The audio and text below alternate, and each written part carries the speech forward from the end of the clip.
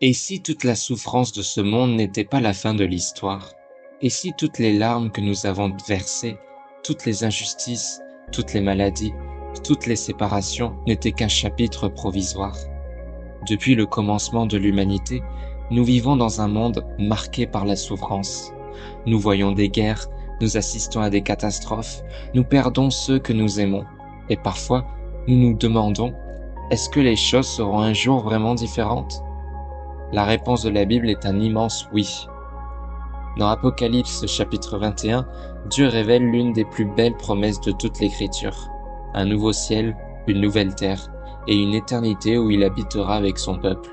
Ce chapitre n'est pas seulement la fin de l'Apocalypse, c'est l'aboutissement de toute l'histoire du salut. Puis je vis un nouveau ciel et une nouvelle terre, car le premier ciel et la première terre avaient disparu. Apocalypse chapitre 21 verset 1. Jean contemple maintenant une vision totalement différente de celle des chapitres précédents. Les jugements sont terminés, le mal a été vaincu, la mort a été jugée, et une nouvelle création apparaît. Depuis la Genèse, le péché avait profondément marqué la création. La souffrance, la maladie, la violence, la mort. Tout cela faisait désormais partie de notre réalité. Mais ici, Dieu inaugure une création entièrement renouvelée. Ce n'est pas simplement une amélioration du monde actuel. Ce n'est pas un simple rafistolage. Dieu crée quelque chose de nouveau. Une création libérée de tout ce qui détruit la vie. Dieu ne répare pas seulement le monde, il le renouvelle complètement. Depuis les premières pages de la Bible, Dieu poursuit un même objectif, vivre en communion avec l'humanité. Dans le jardin d'Éden, cette communion existait, puis le péché est venu la briser. Toute la Bible raconte ensuite comment Dieu agit pour restaurer cette relation perdue. Les alliances, les prophètes, la venue de Jésus, la croix, la résurrection. Tout converge vers Apocalypse 21. Ici, le projet de Dieu atteint enfin son accomplissement. L'humanité retrouve pleinement la présence de son Créateur. Toute la Bible conduit à cette promesse. Dieu veut habiter avec son peuple.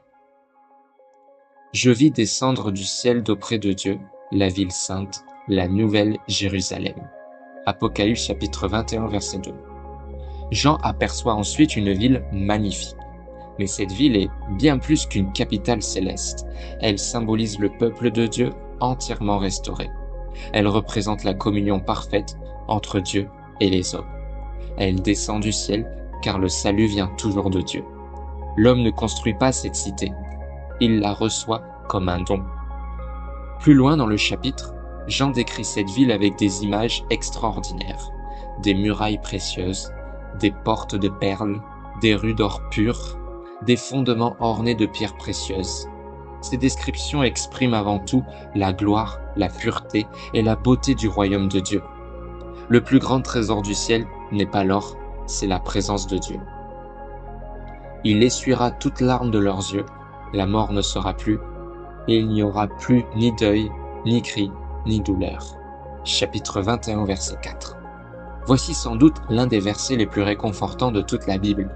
Remarquons un détail magnifique. Le texte ne dit pas seulement que les larmes disparaîtront, il dit que Dieu lui-même les essuiera. Quelle image bouleversante!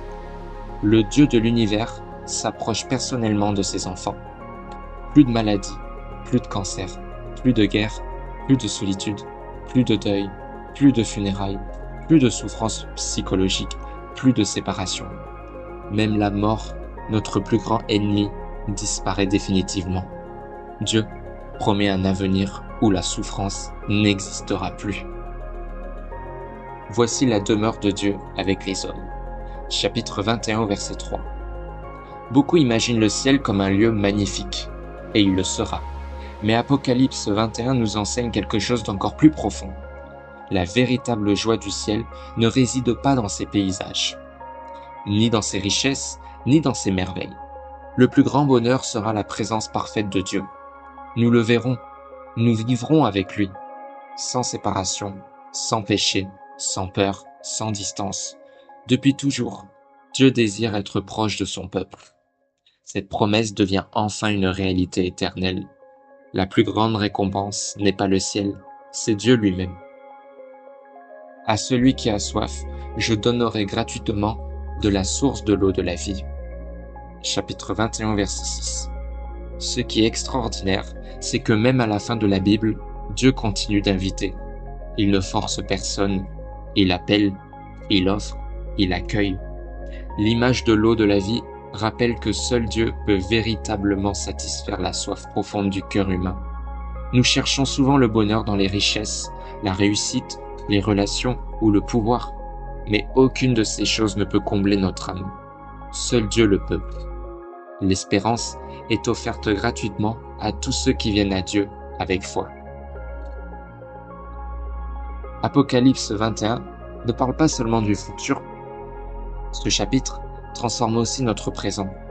Lorsque nous savons que Dieu prépare une nouvelle création, nous pouvons affronter les épreuves autrement. Nous savons que les injustices n'auront pas le dernier mot. Nous savons que la souffrance est temporaire. Nous savons que nos larmes ne sont pas oubliées. Cette espérance ne nous pousse pas à fuir le monde. Elle nous donne le courage d'y vivre avec foi, patience et persévérance. L'espérance chrétienne ne nie pas la souffrance. Elle affirme qu'elle ne durera pas éternellement. Apocalypse 21 nous rappelle que la fin de l'histoire n'est pas la destruction, mais la restauration. Dieu ne promet pas simplement de mettre fin au mal. Il promet de faire naître un monde entièrement nouveau. Un monde où l'amour remplacera la haine, où la justice remplacera l'injustice, où la vie vaincra définitivement la mort, et où Dieu habitera éternellement avec son peuple. Voilà pourquoi Apocalypse chapitre 21 est l'un des chapitres les plus remplis d'espérance de toute la Bible. Peu importe ce que tu traverses aujourd'hui, Dieu prépare quelque chose d'infiniment plus grand que tout ce que nous pouvons imaginer. Et cette promesse peut déjà transformer notre manière de vivre dès maintenant. Merci d'avoir suivi cette vidéo. Si elle t'a encouragé, abonne-toi à la chaîne pour découvrir chaque semaine des enseignements bibliques profonds et accessibles. Et n'hésite pas à me dire en commentaire quel verset d'Apocalypse, chapitre 21, te touche le plus. Et lorsque tu penses au ciel, qu'est-ce qui te remplit le plus d'espérance? La fin de toute souffrance ou le fait de vivre éternellement dans la présence de Dieu? Que Dieu te bénisse et à très vite sur le rocher.